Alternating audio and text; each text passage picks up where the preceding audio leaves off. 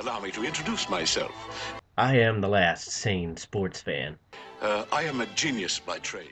I just knew too much. Does that make me crazy? Does that make me crazy? Does that make me crazy? Possibly. Hello everyone and welcome once again to The View from the Midwest. Let's take a quick look around the sports world since there wasn't too much major issues going on. We'll just hit the highlights. We'll start off with Mexico versus Trinidad in the Gold Cup, and that is a soccer event for those of you who are unaware. And it was a great game. I was unfortunate to not catch all of it, but I caught some of the highlights, and the game itself was a great game. I mean, you could argue defense versus offense and marking and all that kind of stuff, and you wouldn't be wrong. But simply based on the way things transpired as a fan, it was entertaining to watch. Let's put it that way. The final was 4-4. With the result, Trinidad ended up winning their group, which was somewhat of an upset, as everybody figured Mexico would be pretty much handed that group.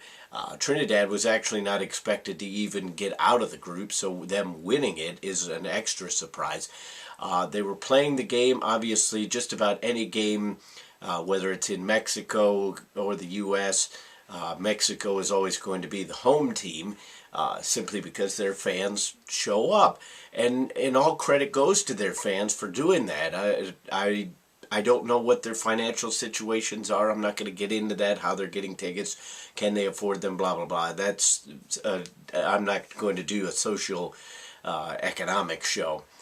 We're focusing on sports here. So I do have to give a lot of props to the Mexican fans for showing up, because they do a better job than just about any fan base around the world, really, in terms of traveling to places outside their own country.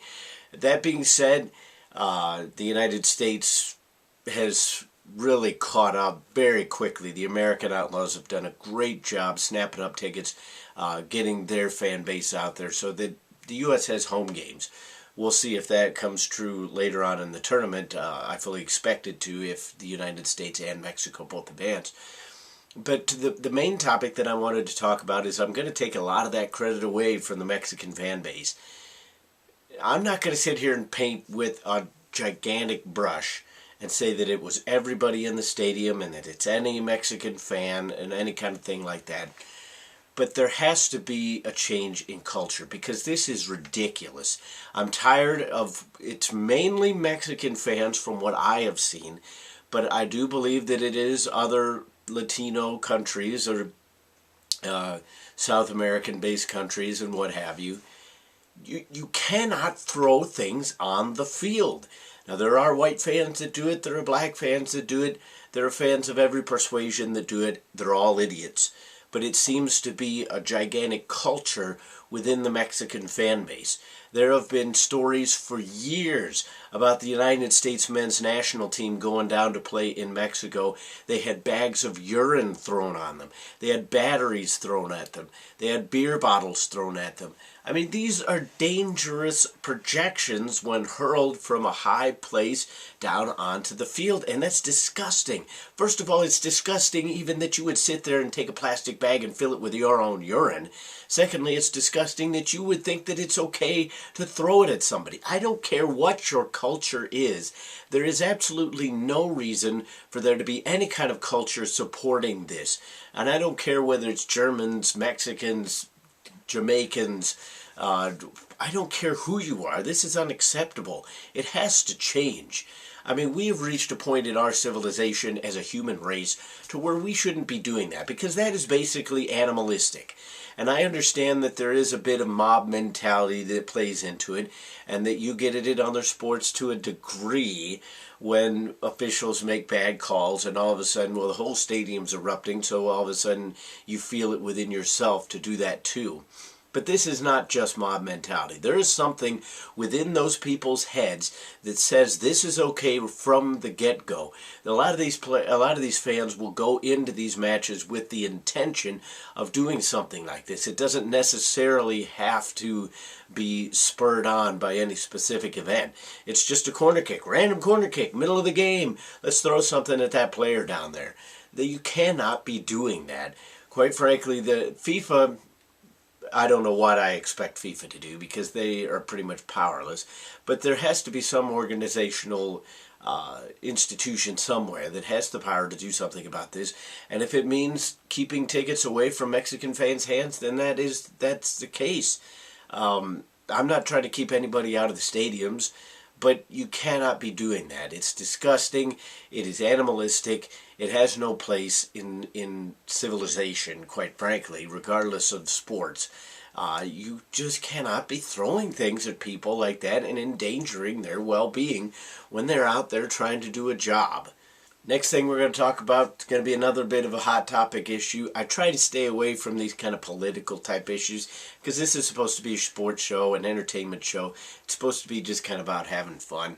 The Caitlyn Jenner thing, let me first off say that I don't have any problem with him, her, whatever you want to call him. I don't have any problem with her being a woman. I don't have any problem with her making this decision to go through a change at this point in his life. I don't have any problem with him wearing dresses and makeup and getting his hair done and all that. That's his prerogative. If that is what is in his heart, then that's his business. It's not my business to sit there and tell him that he's wrong, he's right, because I'm not the one that will judge him in the end. Regardless of what your beliefs are, there are those out there who believe that there is a higher power. In my opinion, that is when he will be judged. It's not my position to do so, so I will let him live his life the way that he wants. When it comes to the ESPYs, though, I disagree with giving him the Arthur Ashe Courage Award because, yes, it took courage to come out publicly and make this change, but it also takes some people courage to get out of the bed every morning. Are we going to give them an award? I don't necessarily feel that just because he was an athlete decades ago, I mean, you go out to the average population out there, and this isn't a great barometer, but it's the best that we have really right now. You go out to the average population out there, and you ask them about Caitlyn Jenner or Bruce Jenner, they're going to bring up the Kardashian reality show. They have no clue that he was ever involved in the Olympics at all. So to me, it was simply a publicity stunt by ESPN, a well done, well crafted publicity stunt, but a publicity stunt nevertheless to get ratings. And I'm sure that it worked. I'm sure it was a highly rated segment. But it's also how it's gone about. If you want to give him the award, her the award, excuse me, then that's fine. It's not my award, it's ESPN's award, it's ABC's award, it's the Disney parent company's award, what have you. I dislike how the show was produced. You get almost a 15-minute segment dedicated to Caitlyn Jenner alone. The Wounded Warrior got, what, 5 minutes? She defended our country. She's done pretty good things with her life. Dedicated towards other people. I'm not saying that Caitlyn Jenner hasn't been involved in charities at all, but based on what you see in the reality show, basically he's just a random celebrity. She's just a random celebrity. The Lauren Still, she got 2 minutes, 5 minutes. Again, she's beating cancer. That takes a lot of courage for her family and for her.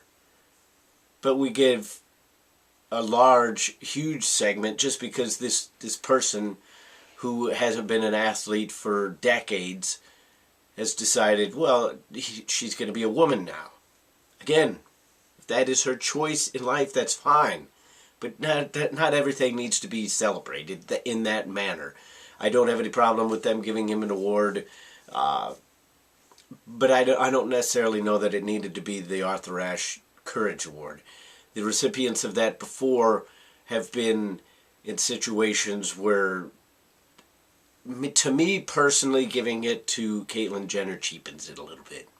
That is The View from the Midwest. What are your views on today's topics? Comment, rate, and subscribe on YouTube. Give us a thumbs up, and give us a thumbs up on Facebook as well. Leave a comment there as well. Love to discuss this kind of stuff with just about anybody. But until the next time, I'll see you then.